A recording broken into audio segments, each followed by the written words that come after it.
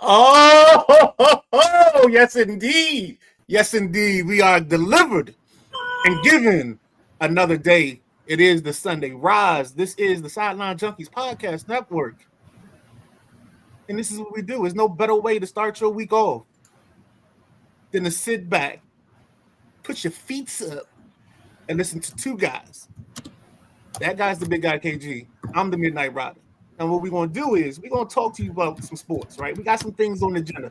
But before I get to the agenda, last night, there was no Mike J to be found, but there was a thriller on this network.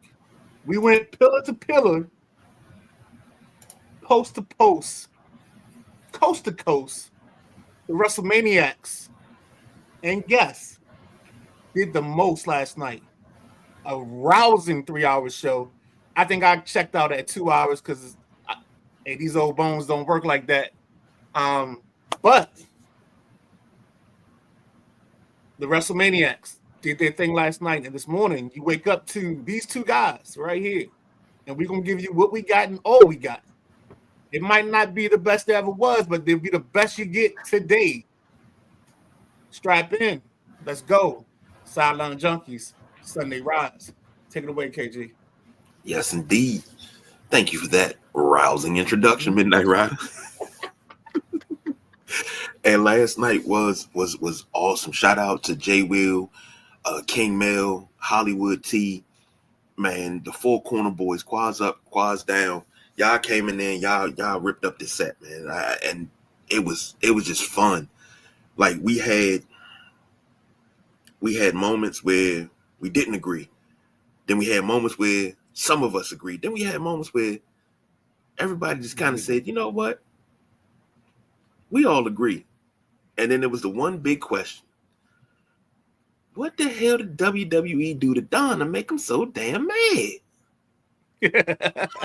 That was the big question last night. Hollywood T, I got to call Don and check on him today. And be like, bro, what the hell did they do to you to make you so mad? But that's what made the show fun. And man, we on the road to WrestleMania, so can't wait to do it again. We gotta pack our bags and go on over to their show, man. Get in there, and I told him, I said, man, I don't know if it's gonna be a 3-hour show, but I know it's gonna be good. So I thoroughly enjoyed myself last night. They getting to the point where they about to get a shelf in the refrigerator. You got the open invitation, you got the chair. That's great, but when you get a shelf in the refrigerator, you might as well come on back whenever you say, hey, look, I got something to say. Come on, bring it on in. Come on in the door. Hey, man, that's how it was in the beginning for me, man. It was like first, I got a key so I could get myself in without having to knock. Then I got a shelf in the refrigerator, and then it was like, is he ever going to leave? And I was like, nah. So I ended up getting a spot on the couch, and we called it a day. But what we got coming up for you today, we got USA versus the NFL in the flag football. We got the men's March Madness update. We got my girls. I guess you can say what can make me feel this way. Ain't nothing but my girl. And we talking about some of the ladies I talked about before the tournament started. And these even a couple that we haven't. But I got like 5 of them. And it's interesting that I went with the theme of 5 because after that segment, ladies and gentlemen, you guys get to participate. And this is the My Guy 5 NBA. All right. Now, what I mean by this is this isn't me saying, oh, these are the 5 best players in the NBA. These are just 5 guys that you liked in the NBA that maybe nobody else liked. Nobody else was on that train. It was just you alone. It was you, his mama, his uncle, and his cousin too. That's what the My 5 talks about. My guy starting 5 or your guy starting 5. So that's what we got. And then we might have something special later on to end it out, but we'll see if we get to that. I'm sorry, Casey. I didn't mean to interrupt. No. See, this is what everybody got to understand. Midnight Rider is a point guard. I'm a point guard. But when it comes to us doing this, I always say I love to use this term because it's true. Joe Dumars and Isaiah Thomas, don't matter who bring the ball to court, the offense gonna run. you know, like what we always say, you got DC Magic Johnson with Maryland Magic Johnson. We good. We know we gonna hee and we gonna get it done, baby. Let's go, baby. Now, this USA versus NFL flag football. I've seen some highlights. I didn't watch the whole thing, but I've seen some highlights. First, the highlights making the NFL look really, really good. But then I hear the score was like 48-8. Hit me off, Midnight Rider. Oh, this was I keep telling people that flag is different. Flag is different. Being the Jim Kelly of flag football, I was 0-4 in championship games. So I am qualified to be the Jim Kelly of flag football. Yeah, this is different. The setup is different, and it's 5-on-5. So with 5-on-5, you can't really play a zone. It's really man across, and everybody has to kind of identify and take a player. And what Team USA did, I felt like, as I watched it, I felt like Vince McMahon was at the controls of this match. And I say it from this standpoint because Team USA came out on a mission. The NFL just said, hey, we're going to throw 8 guys out here. We don't care about body types or whatever. So you got everything from Rob Gronkowski to Logan Paul to Hopkins, DeAndre Hopkins to Odell Beckham. But meanwhile, when you look at Team USA, they got a bunch of little jitterbugs out there. All cats like 5'8", 145, 155, and they just scooting. When they scoot along, and it's the difference. And this is what I keep trying to tell people. There's a difference with flag. I never forget. Can't remember my guy's name, but we were playing flag at George Mason. This guy was like all county from Annandale High School quarterback. And he kept trying to run football plays and playing like we were in regular football. But the problem was we're playing flag. And it ain't going to be the same. It's not going to translate the same. Like you got to sometimes dunk the ball off and on a quick hitch. You got to, like what we used to all call all curls. We used to call it Luther Vandross. It was all curls because everybody didn't curl right. So that's why we called it Luther, because some people wouldn't exactly curl like they supposed to.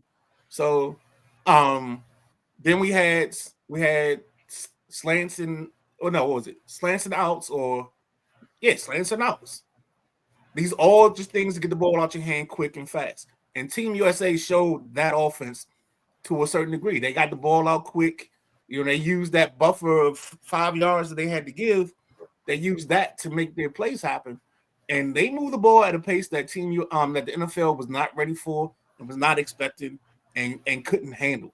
So last night was just a big show. I think, and this is why I think Vince McMahon was at the controls, is because Team USA came out and showed not all their secrets, but they showed out enough that you have to give some credence and some thought to, are we sending the right people if we send all NFL players?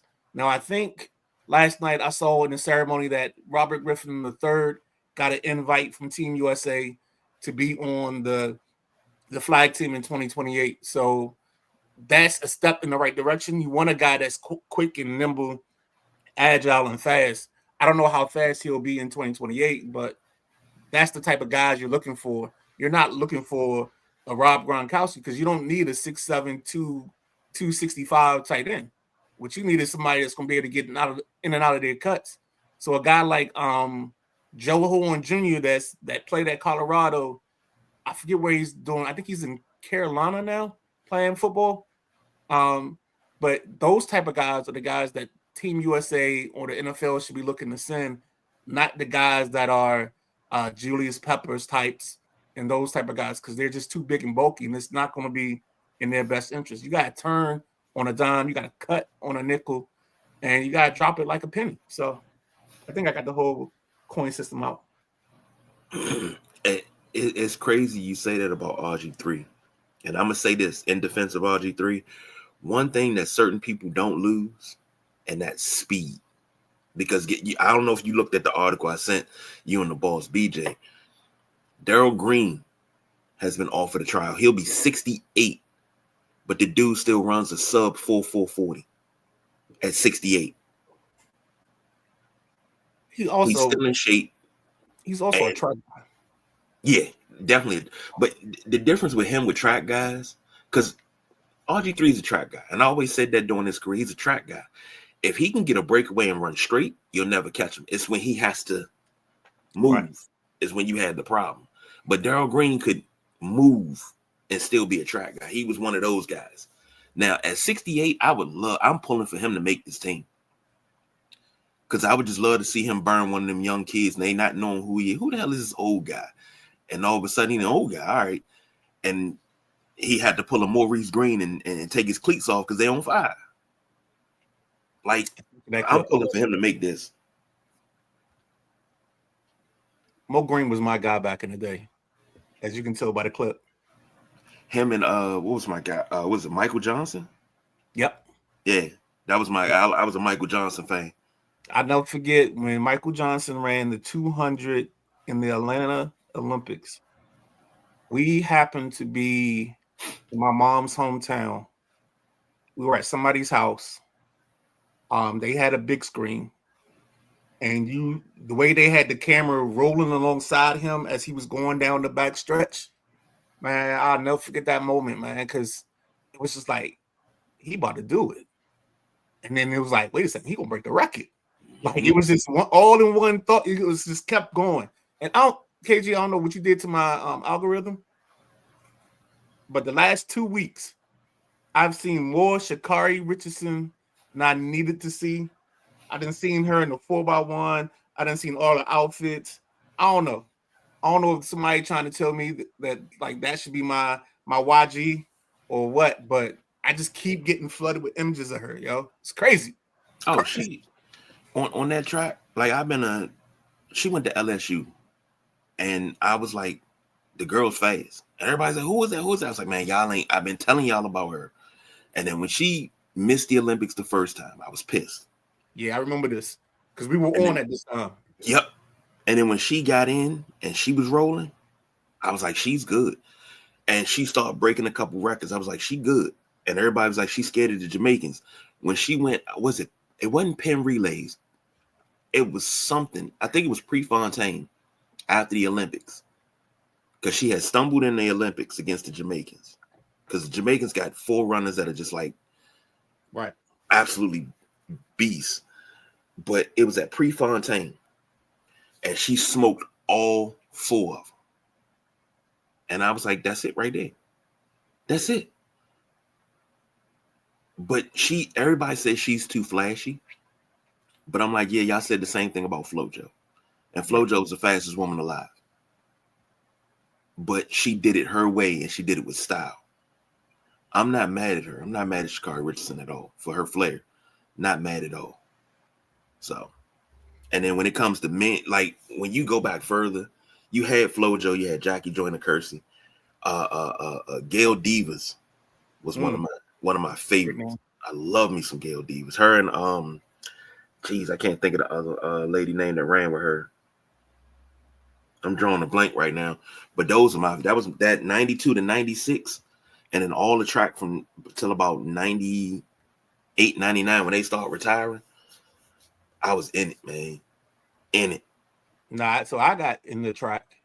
I'm gonna tell the story, and then we're gonna get back on topic. But I'll never forget. And one of our guests that we're supposed to have today, Miss T. Rogers, who used to be in our comments, she was gonna make a comeback today. But as I always joke with her, when this time of year comes around and allergy season starts, she loses her voice. So I nicknamed her Whispers.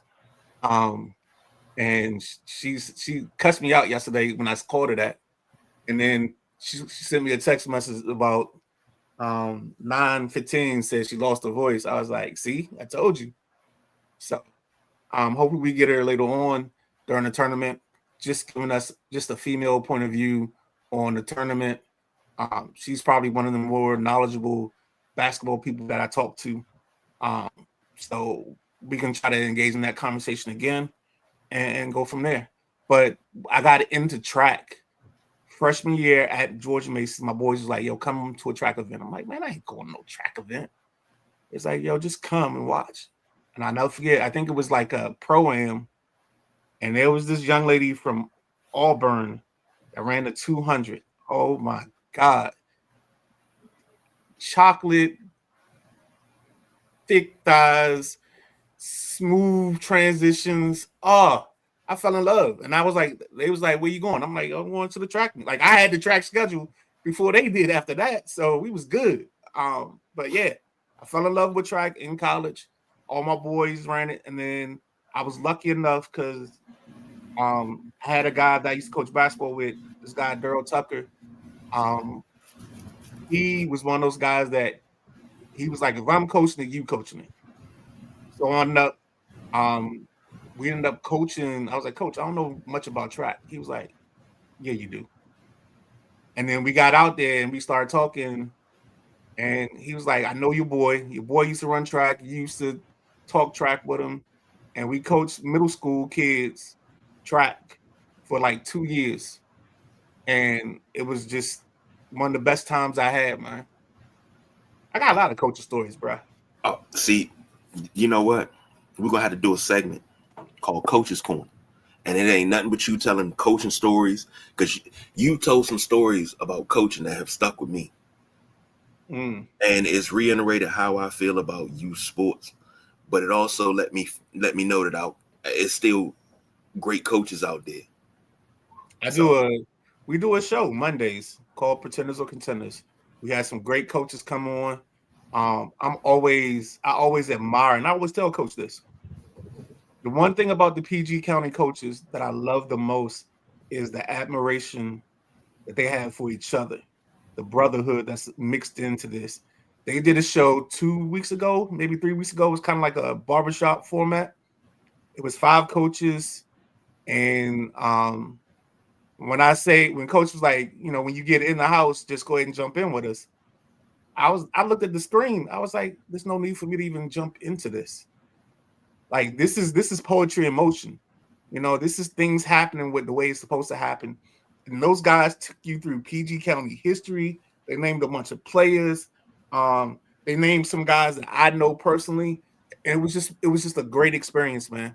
And with that being said, I don't know how to transition any other way, but let's get back to USA versus the NFL and flag football.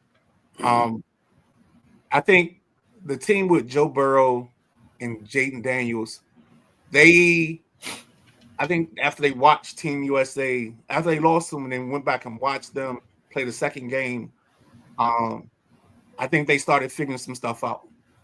And what they figured out is, all right, we got 2 quarterbacks. Let's use the 2 quarterbacks. That way we can stretch the field and create mismatches and things like that. That was probably the more prepared team to be in that format of the 2 NFL teams. But it was a great game. There's a juke by I think this guy wears number 13. I can't remember his name, but like he cuts across the field, he drops the hips, does we call it the duck walk. And they think his knee touches, and he's like, no, my knee ain't touched, my knee ain't touched, as he's going into the end zone. Just it's when it comes to flag, think about taking all of the brutality out of football, and it's all about the moves and space. That's the best way I can say it. It's almost like ballet. Like you take the forcefulness out of football and just deal with the grace of it. That's a great clip that. I'm gonna tell you this. I played flag football in middle school, and we were like, man, we can't hit nobody. But playing it's a different beast because you're not used to it. But once you get used to it, oh man. We had an agenda team. So, it was like, you pick teams, and we had a girl on our team, and she had never played football before. But we told her, like, when we give you the ball, just run straight down to the end of the field. Don't let nobody pull your flag. She was like, okay. And everybody would go out, and we would go deep, just to give her space and then dump it off to, we dumped it off to about 10, 15 times and just told her to run. She was a track girlie. Right. Gone. Man, that's not fair. Y'all can't keep doing that. Yeah, we are. Hey, man. Yeah, we are. That's the key of that whole game, is to take advantage of your situations the best you can. Exactly. And I seen that play that you were talking about, and the twisting of the hips, the dropping, and I was like, good God. I was like, normally I'm like, man, I could do that. I looked at that, I was like, I can't do that. Even if I was young, even if I was 20 years younger, I'm not doing that. Like, yeah, I'm agile, but I ain't like that. His agility on 99. So there's I was trying not to go into story time, but the fact that you say that is hilarious. So we're playing in Chantilly in a men's league. It's like 7, or I think it's 7 man. I'm playing Q, and so I've been watching all week. This team, for some reason, they didn't send their middle guy. So they tried to bracket you in and make you throw from the middle of the pocket. So this one play, I come out the huddle, clap my hands, I'm looking, I'm like, I'm just gonna shoot middle. Cause whoever's gonna be playing middle ain't gonna be there. That's my thought. Go to take middle, go to running up the middle. Color. I see color. The dude pops in that's playing middle linebacker. Now, I don't know what I did, but I hit him with a move, spun out, and I heard my flag pop, and all I could hear him say is, dude, you gotta be good at go-go. I was like, what? He was like, yo, you gotta dance your ass to go-go, because whatever you just hit me with, I ain't never seen. I was like, okay. Only problem is I don't know what I did. So that's two of us. But yeah. He's like, big fella, you can go. I was like, yeah, maybe a little something. So, all right, that's in time of story time with Ben Conti, aka the Midnight Rider. Let's keep it going. I love it, man. But we need to keep an eye on this, because you got players like Micah Parsons and other NFL players. So, oh man, I need to show up to the trial. No, this ain't for you. This ain't for you. Like, I think it's gonna be interesting how Team USA puts this team together. What they think is important. Because I don't even think I love Daryl and I love RG, but this ain't exactly a track event either. So we gotta figure out that too. But RG does give you the ability to have speed and space, and an arm. So he gives you that flexibility and versatility. So, but yeah, it's gonna be interesting. We got 2 years before we get to that. Yeah. All right. Next up, March Madness update. We'll start with the men's first. How busted is your bracket, Midnight Rider? I think my bracket is actually pretty good right now. I don't think I've lost anything in my Final Four.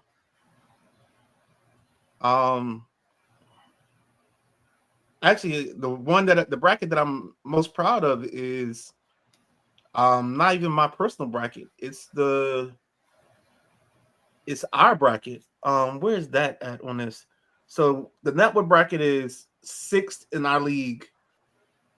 I think our issue will be. Actually, no, I don't know what our issue will be. Yeah, we're 6th in the league. The way to staying in the Sideline Junkies podcast bracket challenge. BJ's won. He's got Arkansas as his champion. I'm tied with him at 1, with Florida as my champion. Jack Carr's tied at 3rd. He's got 2 third-place entries. Then there's my other entry under my alias Fat Poet. That's 3 as well. Then 6 is the network picks. 7 is Matty Ice. Then Xavier. Purdue has Purdue all the way. Scooter has Duke. He's in 8th. One Shining Moment is in 10th. And then Mad Ice Major Dream is the 11th place team in our bracket. So I mean, we right there. And then my Gator bracket, I put that in the Roosters thing, and I'm tied for second in that. So today's gonna be huge, man. Today's gonna be a big thing. I don't know if people. I'm gonna do it this way. I'm gonna say it this way. If you didn't see this in real time, you need to go back, watch the last 15 minutes of Nothing But Net, where we started talking about the college players, and a guy that we said in the last part of the show, we said that there was one guy. Now here's the guy. Here's a guy that can change his recipe, change his destination in terms of draft position, and was our guy from, I think he's at Arkansas, Mr. Acuff. And this morning, my ears perked up because Jay Williams said that this guy, Acuff, could be the first pick overall. I already told people he was going to go from 9 to 5 easily after this tournament, based on the way he played. Because I feel like Caleb Wilson, Peterson, Boozer, and Beyonce are kind of set as the top 4. So I think he becomes 5th. And Maddie, all my mid-majors shit the bed. Very disappointed in Akron and Miami. You aren't the only person that's disappointed in Akron, Miami, because Akron and Miami both screwed up parlays. So that I had. So yes, I'm with you there, buddy. Maddie talk about mid-majors. Gonzaga. All the praise that I gave Gonzaga all year long. You know, why they not getting the respect, and it's the last year of WCC, and Gonzaga's out of it. Gonzaga's done. So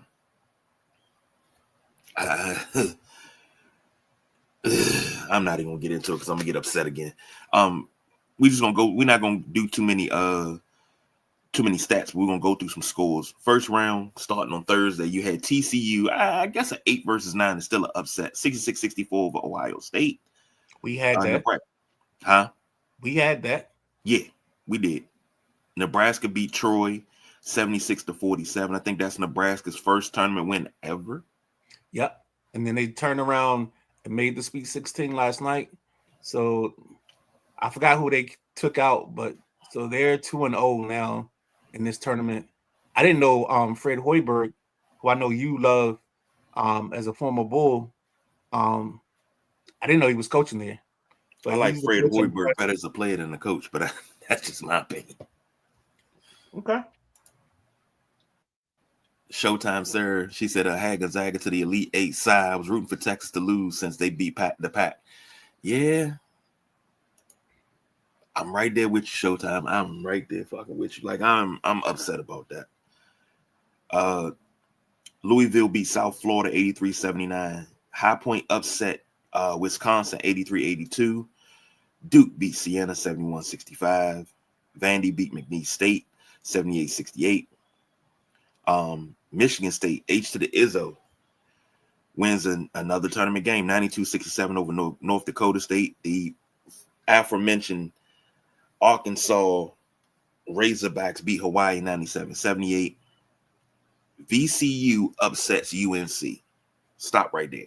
In overtime, 82-78, which cost Hubert Davis his job. Now, I'm going to ask a question of you, being our resident North Carolina Tar Heel basketball fan. Is this the situation that we had up on the hill at Georgetown where you said you got to get away from the tree of Thompson? Is this where you have to get away from the tree of Smith? No, because the tree of Smith is a little bit different. Because you had success with Roy. Gillespie had a good first year and faded out.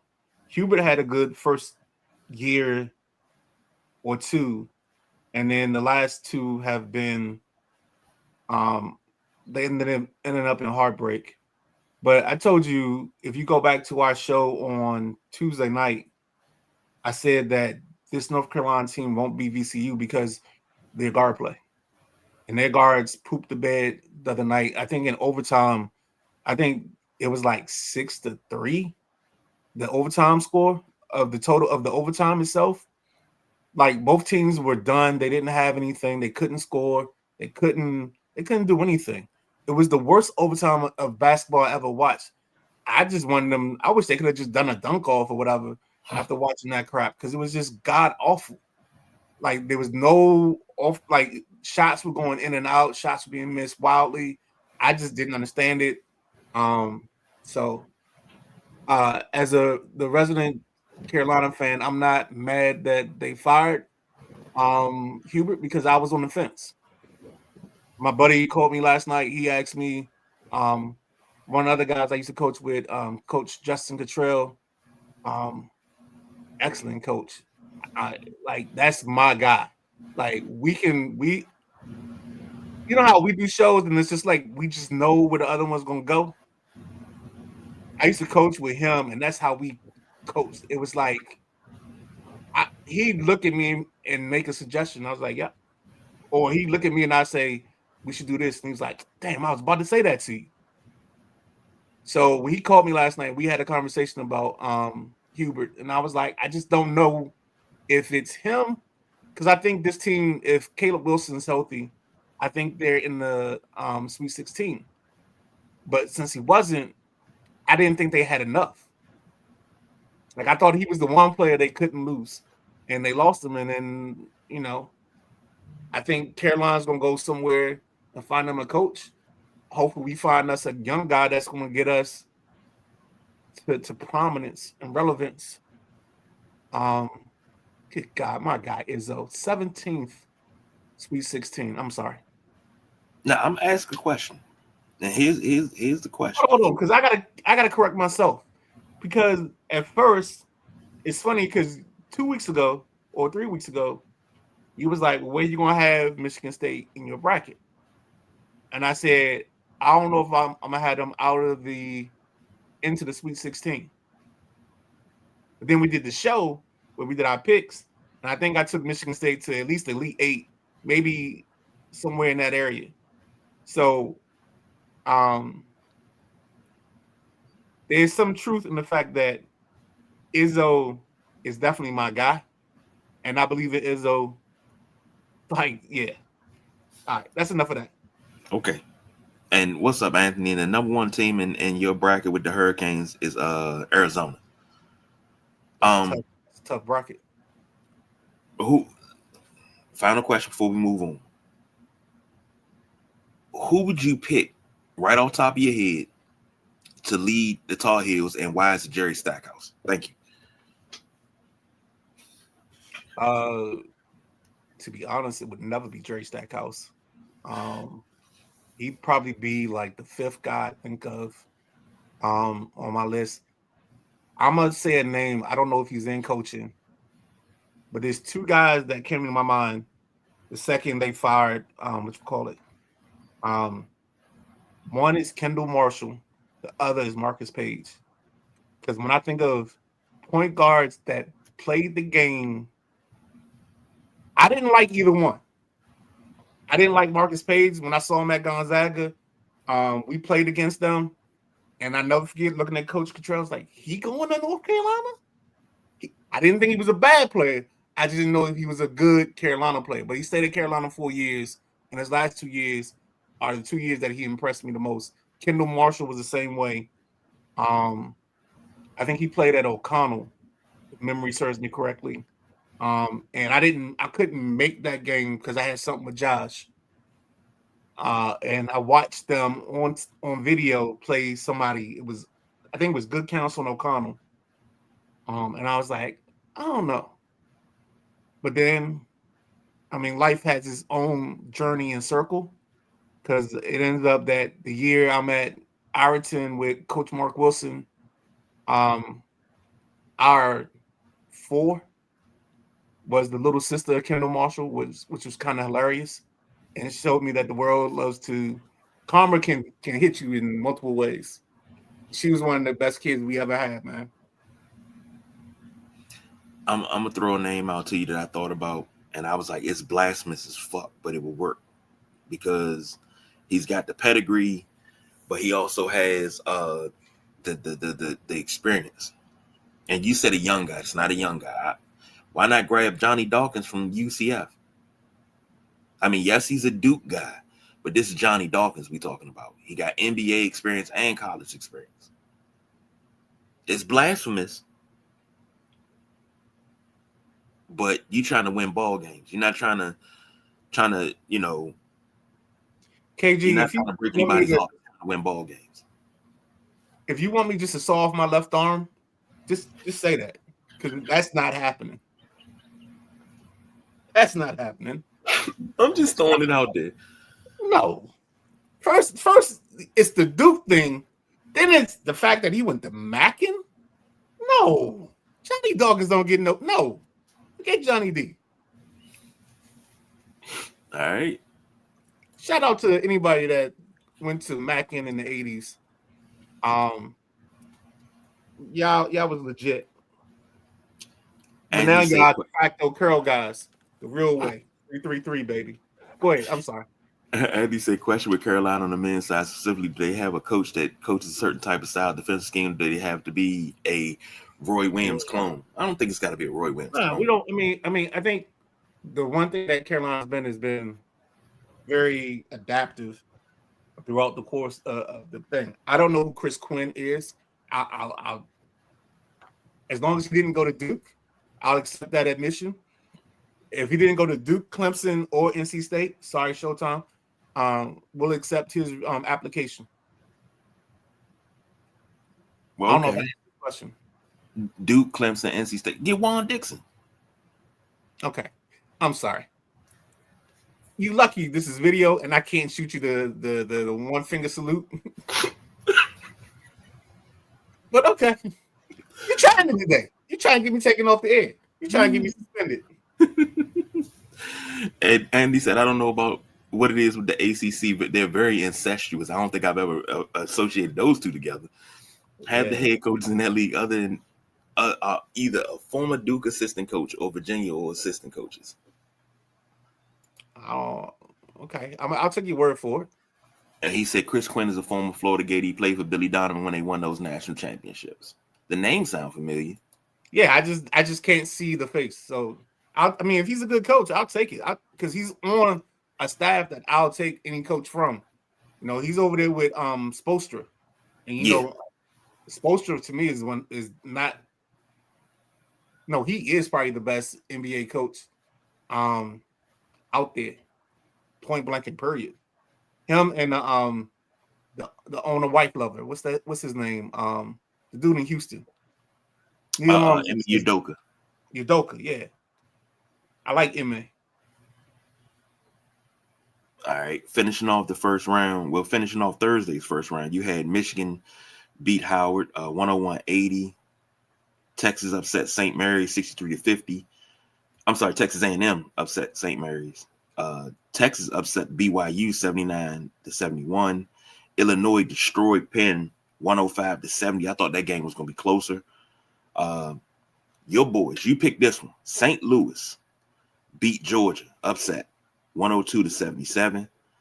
Houston beat Ice. Baby. Huh? I said the fighting Larry Hughes. Yeah, you picked that. You said that no hesitation, St. Louis.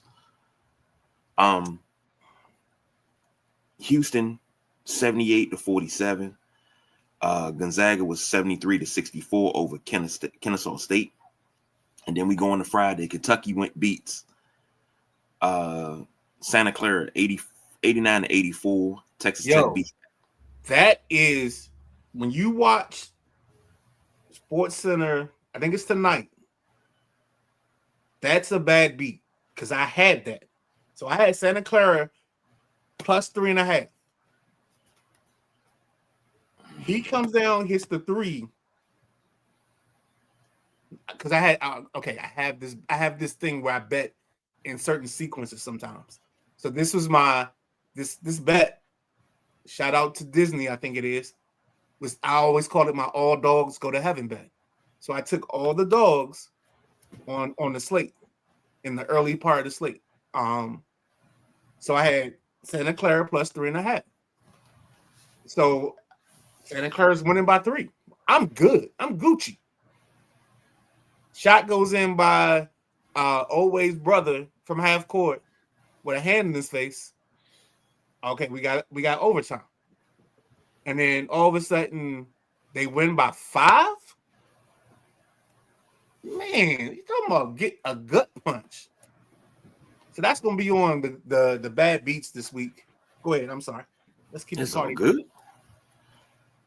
good. Shit, man. That gotta hurt. You had them about to. Ooh, that gotta hurt. Texas Tech beat Akron 91-71. Arizona beat Rod Strickland and LIU 92-58. Virginia beats Wright State 82-73. Iowa State beats Tennessee State 108-74. Alabama beats Hofstra 90-70. Utah State upsets Villanova, and in the post game, coach of Villanova, Kevin Willard, says he's firing his whole staff. All right, hold on. This is when we gotta stop getting our panties in a bunch. Oh, I'm not. Because I do a show Mondays at 7 p.m. with a guy named Devon Powell, and he's fired me at least 4 times. So let's not get like this ain't gospel. Like coaches say this because this is who we are. We are naturally just shoot. Hold on. Shout out to my guy because I'm glad you brought this up. Because my guy, I don't know if you're watching, but Maddie, you know who I'm talking about. Jeff Nail. There's the infamous Monday where the first car I rented at Bradley Acura in Bailey's Crossroad, I left like every key in the cup holder. And I had to wait for the customer to turn around and come back and bring me those keys to finish out the day. And I had to call Jeff and like, hey, I left the keys in the first car I rented. We're gonna be struggling for a little bit. And all the words that he used to talk to me in that situation were very things that we can't say on the radio or say on air. But I remember going back in the office, and I think Reggie was the other guy. He did something, and like we get in the office, it's after the rush, and I never forget. He comes out. He's like, you know what? All y'all are fired. And he goes back in the door in the office and slams the door. And it's like 5 of us. And at this time, we were so close knit that everybody in the office just turned and laughed and sat down and went back to doing what we was doing. But yeah, so Kevin Willard isn't the only person to fire everybody.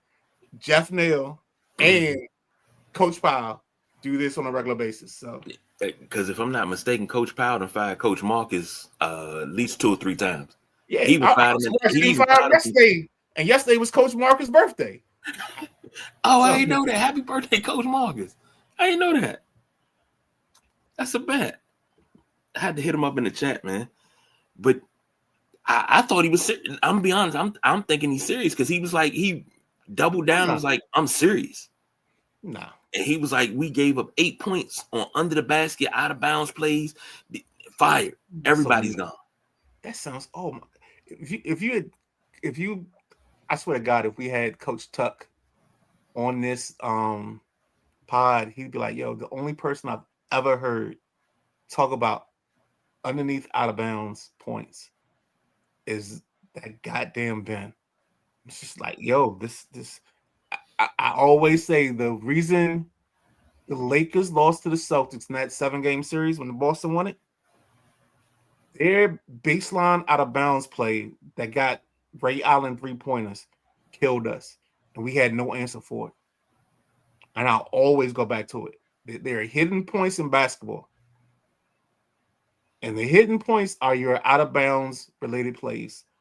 So when we coached our team, we had the young ladies. We ran a joint where it was a line.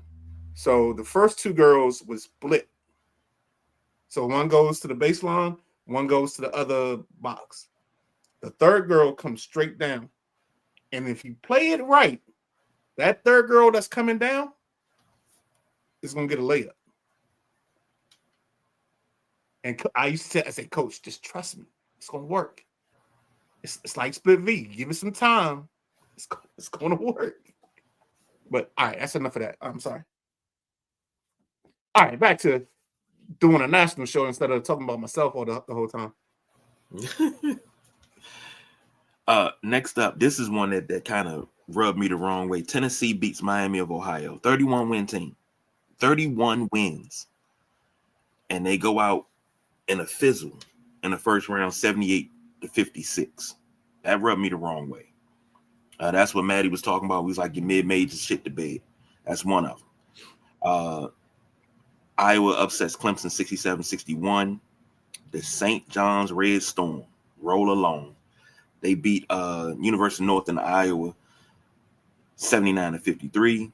UCLA beats UCF 75-71. Purdue kills Queens 104-71.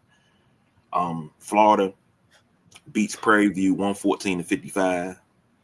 Kansas beats Cal Baptist 68-60. Anthony's Miami Hurricanes beat Missouri 80-66. UConn beats Furman 82-71. Now we move on to the second round. St. Louis loses to number one Michigan 95-72. Michigan State beats Louisville 77-69. Duke beats TCU 81-58. Houston beats Texas A&M 88-57. Texas upsets Gonzaga 74-68. Yeah. Illinois beat VCU 76-55. Nebraska wins again. They beat Vandy 74-72. Thank you, dear. Arkansas beats High Point 94-88. And Anthony said, KG, I told you Miami, Ohio wasn't great as their record made them out to be. You still got to play the game. You still got to play to win the game. You still got to win the ball games. That's no doubt about it. You still got to win the ball games. So it don't matter. But I guess everybody was right. Yeah, but it's also a thing of sometimes you got to get tested. And what we always do, hold on, Maddie got a great thing. He said just got back to the East Coast, so got some stuff to do. Drive time and prime time. If you get it, you get it. Tomorrow for baseball preview show. Forgot about that. I think we're doing division winners, MVP, Rookie of the Year, and our champs. So I think that goes on after Coach Powell. I say we shoot for 8:15 to get that started. If guys are okay with that, just so we give Coach a window because I don't know what he's got planned for tomorrow. So that'll make that happen or make it work. Most definitely. Go ahead. No, because I was just gonna reiterate what you said. I just want everybody to, when you start doing division winners, why the Yankees gonna win the AL East? And how many games do you think they'll win it by? Oh, no, hold on. Say that one more time. I just want to hear it again. Just tell me why the Yankees are gonna win the AL East and how many games are they gonna win it by? Okay. I can hope, can I? We need Joe Torre back. But let's go. Uh-oh. Did I lose you? Anthony said, what will you do? Even suggesting an assistant from Duke is sacrilegious. It's like asking the Hurricane fans they want Bobby Boughton coaching us. Well, I mean, it's a bit. That's all it is. It's just a bit. Yeah, and Maddie said they did. SMU, they did show they belong. Yeah, but what I was going to get to is Miami of Ohio. I think their biggest problem was sometimes when we get punched in the mouth, they say Mike Tyson says you always got a plan until you get punched in the mouth. And I think they got punched in the mouth that day and they didn't know how to respond or come back against a team that was just that much better than them in that situation. We got some doozies today, man. It's gonna be interesting to see how this plays out. UCLA and UConn is gonna be a good matchup. If not just for the coaches alone. Florida and Iowa is an interesting matchup. Arizona, Utah State. I think Arizona runs away with that. What am I missing? Purdue and Miami. Miami always holds a special place in my heart because of Larinaga, but I'm still taking Purdue. Texas Tech and Alabama is gonna be interesting because, like, what if the dude didn't get caught with all the weed? What would that situation look like? Texas Tech doesn't have the Overton kid, so there's a what if nature to that matchup altogether. Tennessee and Virginia. Tennessee is athletic as hell. I just think you gotta make Tennessee shoot. I think if Tennessee has to shoot and can't rebound, I think Virginia can walk away with this ball game with no problems. Iowa State and Kentucky. I like Iowa State. So it's gonna be interesting to see how that plays out today. We got a nice slate.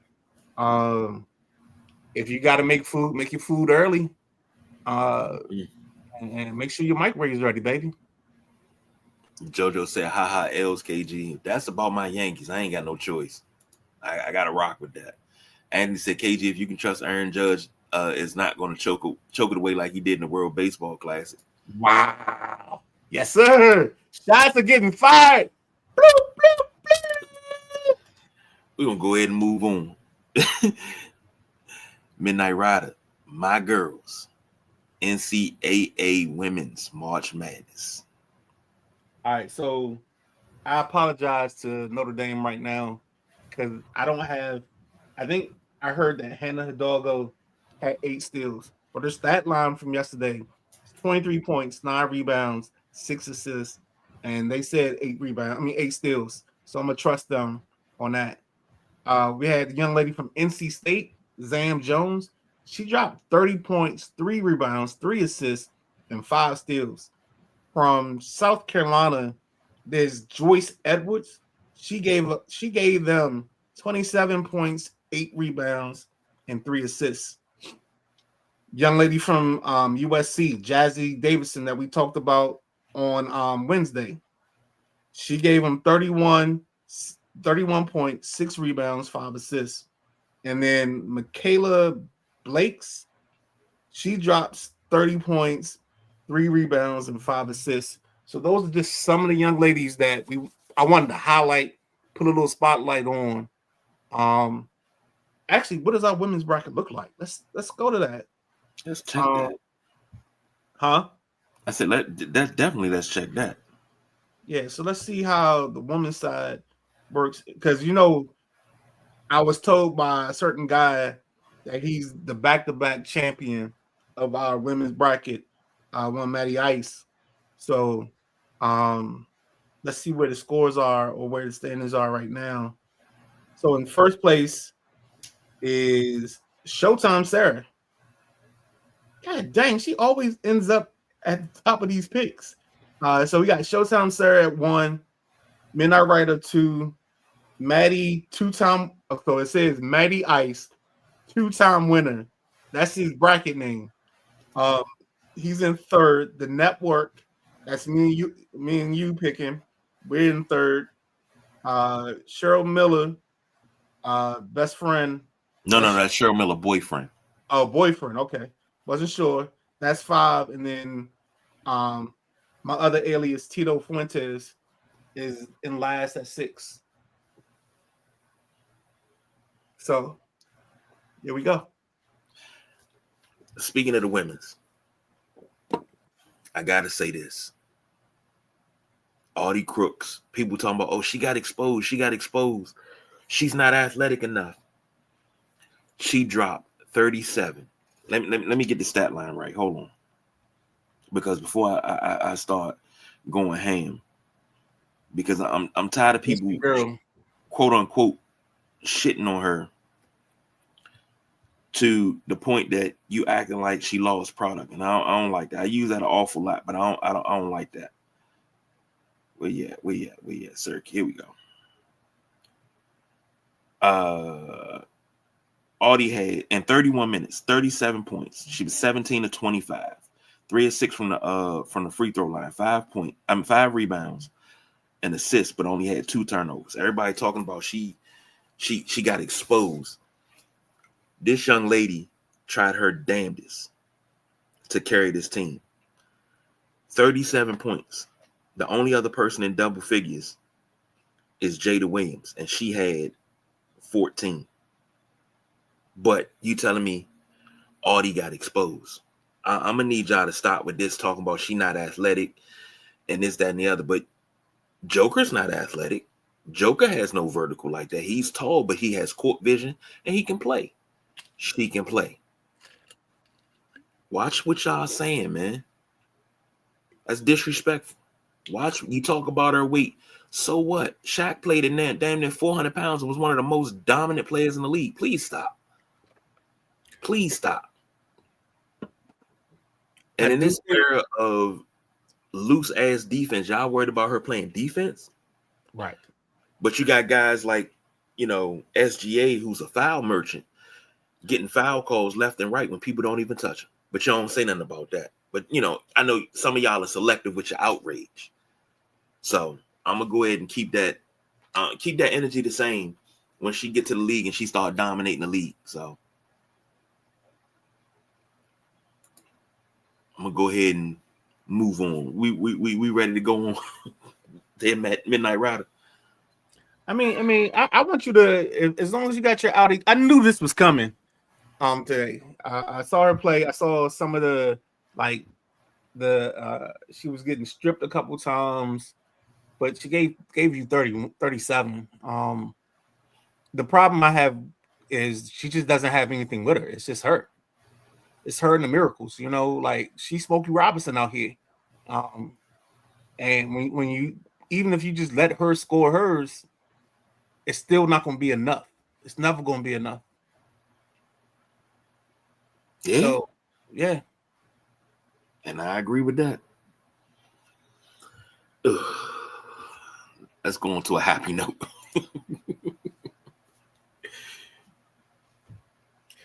Your guy starting 5.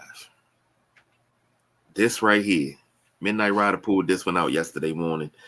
And I was like, I need to know criteria. He gave me the criteria. Has to be somebody you've seen play. And we're talking NBA, your guy starting 5. Don't have to be the best.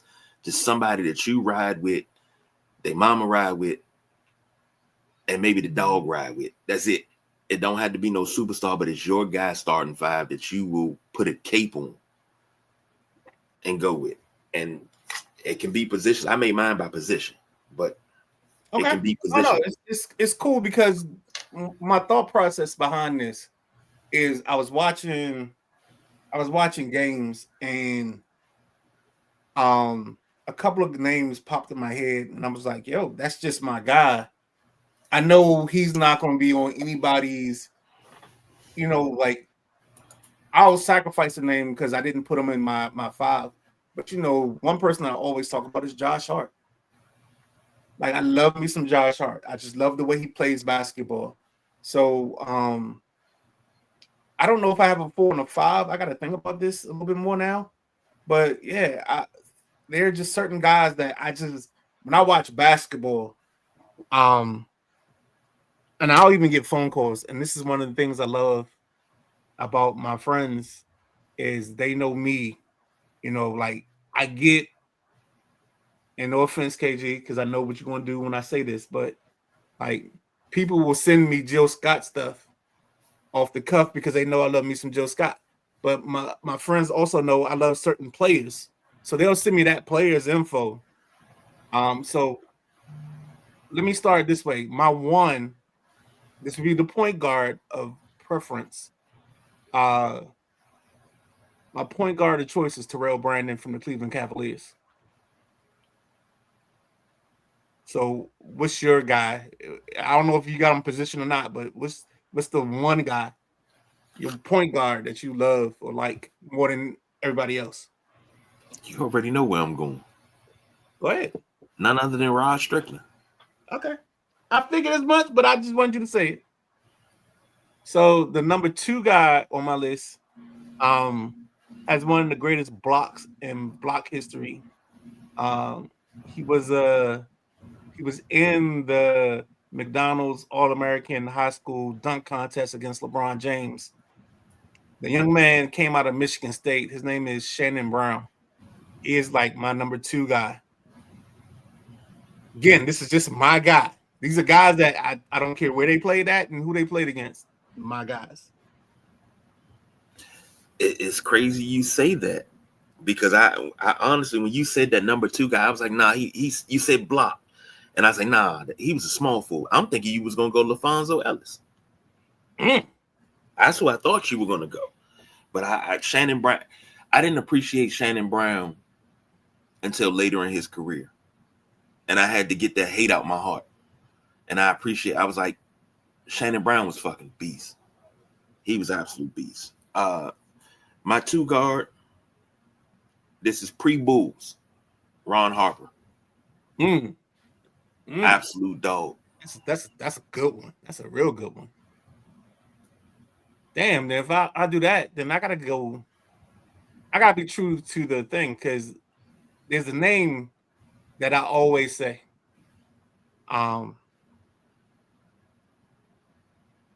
So he's not the third, like my 3, but he's the 3rd player I'm gonna name.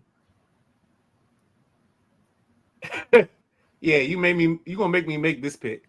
Lafayette Fat Lever. Only you and Delonte, man. Only you and Delonte. Yo, I seen Lafayette Fat Lever give people the business.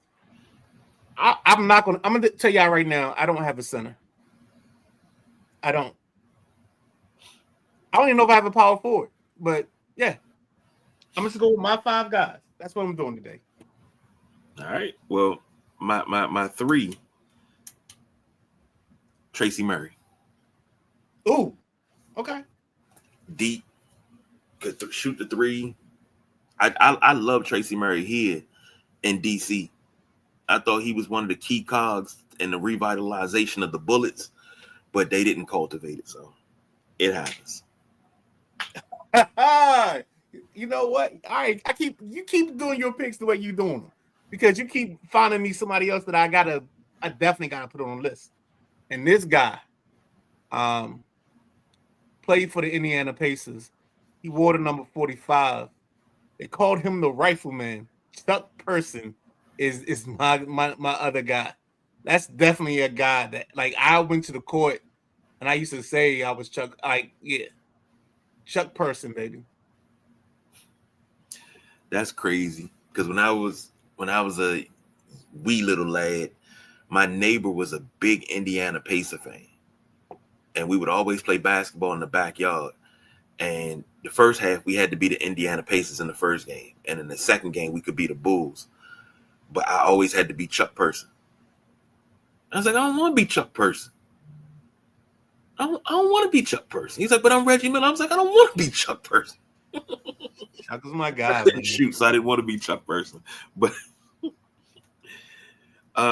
my power forward, I always had dreams of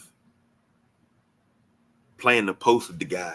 I was like, if I'm big enough, I'm gonna come down court and I'd be finding him on fast breaks and playing the post and everything. That's Horace Grant. Horace Grant was my guy, man. Still my guy. All right, so this is what I'm gonna do.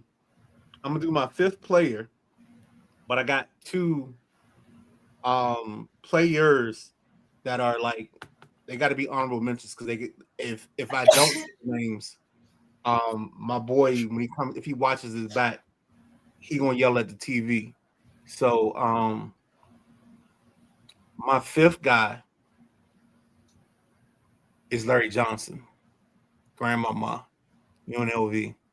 Because I know he's the guy. Now here's a guy that every Southeast dude that was 5'8" and stocky had in their post game after. All of us got the in and out dribble, spin to the lay with the left. All of us got it because of LJ. And he's definitely got to be on my list. He's got to be on my 5, the first 5 that I mentioned. If I got to choose my 5, now this is one most people be like, why? And I was a fan of the guy when he played with the Kings. Bill Winnington. Okay. St. John's guy. Him and Chris Mullin was at St. John's together, played with the Bulls, won 3 championships, but he was the backup center to Luke Long. I used to think, man, he should start, but Bill Winnington, my guy. So my first honorable mention only lost the spot because of you just now and who you mentioned, but it's Quentin Richardson. Ooh, cute Rich. I'm telling, like, if my boy, God, I wish my boy was able to watch this or comment, but in college, I think he was after us, whatever. And I used to love Q. Yo, number 3, DePaul. Again, he fits in that job. It's like you could almost take him and Josh Hart, and they're interchangeable for me. And he would have been the third person to name until you said something, and I remembered, hey, I gotta put Fat Lever on my list, no matter what. So that's how we got to this, and this is why Quentin is here and not in my original list. Now I got 2 honorable mentions. I got one more too, but okay, that's why I did one first. Okay, here's my first honorable mention, and sticking with DC, 7'7" giant George Mirasan. If it wasn't for bad feet, what could have been? God, I just thought of another person. You know what? Because he's so obscure, I'm gonna go with him. The next person that is on my honorable mention of guys that I liked that probably everybody else wouldn't like. His first name is Theodore. His last name is Edwards. His middle name is Blue. Blue Edwards was one of my dudes. Like I don't know why I love me some Blue Edwards, but yeah, he's a guy. I'm not even mad at you. And part of the reason he takes a spot because there's another group of 5 guys that I like, but they were so much better. So this is like my middling, my guys type of starting 5, if that makes sense. Well, my second honorable mention is a guy that I had the honor of watching play, but also I had the honor of watching him be the head coach on one of my favorite shows growing up, which was Hang Time. He played Coach Bill Fuller, and his best friend was Superman Brodus, played by Marcus Johnson, and his nephew, his godson was Teddy Brodus, which is played by Anthony Anderson, which is how I learned about Anthony Anderson, and that is none other than Mr. Reggie Wayne Theus. So, oh God. So there was that stretch, I think it was 84, 85, where MJ was on the Bulls, but I think he got hurt. So whenever the Bulls came to Washington in that stretch, it would always be Reggie Theus and not MJ that played. So that's kind of how I kind of started building up my MJ hate, was because I never saw MJ, or he didn't play well because of Jeff Malone back in the day. Well, how did it go? Theus, I think Theus was traded before Jordan was drafted. I thought Theus was there for a year, and then he got. That started the hate between Theus and Jordan. Okay. And they was like, well, ain't no rookie gonna come in and ever replace me, is what he said. And before we go too much further, it's 2 women's one's a women's coach, one's a women's player that I gotta give a shout out and some love to. The women's coach, of course, is Brenda Fries, Maryland's coach. Maryland's playing UNC right now. The score is 6-4. And I think the thing that's giving me heartache is the fact that this should be an ACC rivalry, but this is Big Ten versus ACC ball game, which doesn't make sense in my life. And then because I'm watching UNC play, I gotta give love to my favorite female UNC point guard, since we're talking about players underrated, and that's Ivory Lotta. I love me some Ivory Lotta. Like I found her on Facebook or Twitter, whatever it is, and I added her just because she's Ivory Lotta, yo. I know Nikki Teasley went to it too, and there's some family connection because her brother used to work with my dad, but yeah, Ivory Lotta, Nikki Teasley. You know what? Let's give both of them some love. I'm with you on that, and I'll throw in just to stir the pot a little bit. I'll throw in Elena Beard. Nah, she was dope. I thought you was gonna say Marissa Coleman because I love me some Marissa Coleman. I love Elena Beard, man. Elena Beard, like the way she used to. Yo, that's next Sunday's joint. We're gonna go with our favorite women's basketball players starting five. Okay. Have to be positioned. So I already know one of your guards is gonna be the girl from Houston. Of course. It's my point guard. Parat. Yep. So go from there. But yeah. All right, folks. So if you're doing your homework, write it down right now. 5 women players that you love as basketball players. Again, this can be positionless. So I don't need you to have a power forward in the center. They just have to be players that you love and you like. And I'm gonna get because I'm not gonna be able to put her in my starting 5 or my honorable mentions, but it's a young lady in 1995 that showed up on George Mason campus, played at the Kings of New York. I think it was Kings of New York high school. Her name is Christina Alexander. Part of the reason I love her because she wore the number 10. The other reason I love her because we used to always go back and forth when we was in the gym. So I used to get to we would play like we'd run a 5 and somehow I ended up always guarding her. I don't know how that happened, but yeah. So Christina Alexander, shout out to you. Christ the Kings, that's what it's called in New York. All right, cool. I think his point guard is Tim Hardaway, shooting guard is Dwayne Wade, small forward Kobe, power Alonzo, and his center is Shaq. That's his guy starting 5. And he got a college starting 5 where he said Steph, AD, Melo, AD, and Greg Oden. That's a tough college starting 5. I like that. Hey, keep up the good work, man. I know we razz you sometimes, but I love. Oh, he giving us a woman's one. Oh, yep. Oh, he got my girl. Let's go. Candace Parker, Sue Bird, Lisa Leslie, Angel Reese, and Simone Augustus. Dog, I tell people all the time, I was reading the sporting news back in the day, and they were talking about this athletic guard from Louisiana and she was able to dunk, and it was Simone Augustus. And I think she, at the time that they wrote the article, I think she was 14. I will never ever forget Simone Augustus.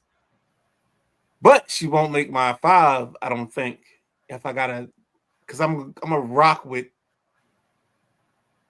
Yeah, I gotta figure that one out. That's a great question. God, good job, Anthony. Yo, you been on your shit lately, dog. Shout out to you, man. But we come to that point in the show. What you eating today?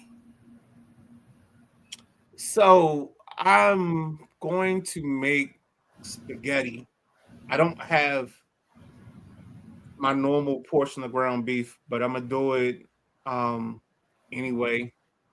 I got the onions and peppers. I'm good to go. So yeah, in 10 minutes after the show is gone off, I don't know who. Actually, you know what? I'm gonna ask you. I'm gonna put this in your hands because when I cook, I always have music. Actually, is Sparkle available? No, she sleep. Okay. All right. No offense, but I was going to defer to her over you. But give me an artist, and I'm gonna cook to the. I'm gonna have my food cooked. I need it's got to be soul. I don't want no rap. I need a soulful cooking because when I cook, it's like they say in what's that movie, Soul Food. I'm like, Mm-hmm. I cook from my heart, so I can't have like "Nuck If You Buck" playing as I'm cooking. You know what I'm saying? I Right. need to talk about um, you know, 8 times 8 times 8 is 4. I need that kind of stuff in the See, and background. what's I'm crazy love is you like the tiniest grain of sand. That type of music. I was gonna go Stevie. Oh, okay. I was gonna go Stevie. But if you don't want to do Stevie, No, we can do that. Let's go. What we got? oh, I was gonna say hey, if you do Stevie, great. But you could do Patti LaBelle. No, I want to do Stevie. Okay. I thought you had Then a Stevie song. I thought you had a Stevie song first. That's why I was. well shoot. If I had a Overjoyed is one of my favorite. Oh, That's a oh, deep cut that most people don't know about, but Overjoyed is my favorite. Doug, what? You are speaking to the choir. Overjoyed from, I think at a certain point, I think it was 19. I think I was working at Enterprise in 99. I was, I think, uh, when did 9/11 happen? That was 01? Or Yep. so right after 9/11, I would show up because I was working in Tyson's Corner at the time. I show up to work with a cut off white t-shirt and I had my laundry because I had to go to the Zips by my job to pick up my white shirts for Monday. So my white shirts would be hanging up in the back. So I'd take a white shirt off the thing, boom, throw it on. And as I'm throwing the white shirt on, even though I got my cut off white tee, showing off the guns, sun's out, guns out. Overjoyed would play as loud as you could play it in the parking lot. Like I get to work at like 6:45, and at 6:45, you just hear Overjoyed cascading through the parking lot, man. That might be my Monday joint. Last Monday, I think I walked into or I got out of my car and I was listening to Calma by I think it's Alicia Keys and some other Spanish singer. And I don't mean to say that flippantly, but it's also the song that the Nats listened to on their run in 2019. So, but yeah, Overjoyed, yeah, that's classic. Oh, Yeah, that's my shit right there. I love it. It's on my one of my feel good. I got a feel good playlist. so Life it's hit. Overjoyed as what's the Michael Jackson song that he covers? I can't help it. Yes. I can't help it's always a good thing. So the Stevie Wonder version is I love that joint. Um, damn, then we got into a music file. Let me see what else is Stevie's. As Overjoyed, I can't help it. Um, the one that was remixed by Jodeci. Lately, Lately. All right, and then it's so much Stevie, so much Stevie. Um, I'll say Superstition, but I know Superstition isn't the fifth one. It's something else. I just can't think of it.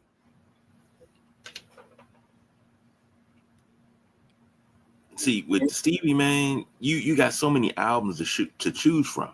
Yeah, it's so much material. And like I just pulled up my Spotify. I got 180 Stevie Wonder songs. And that's not even all of them. You know, of course you got Part-Time Lover, Sir Duke.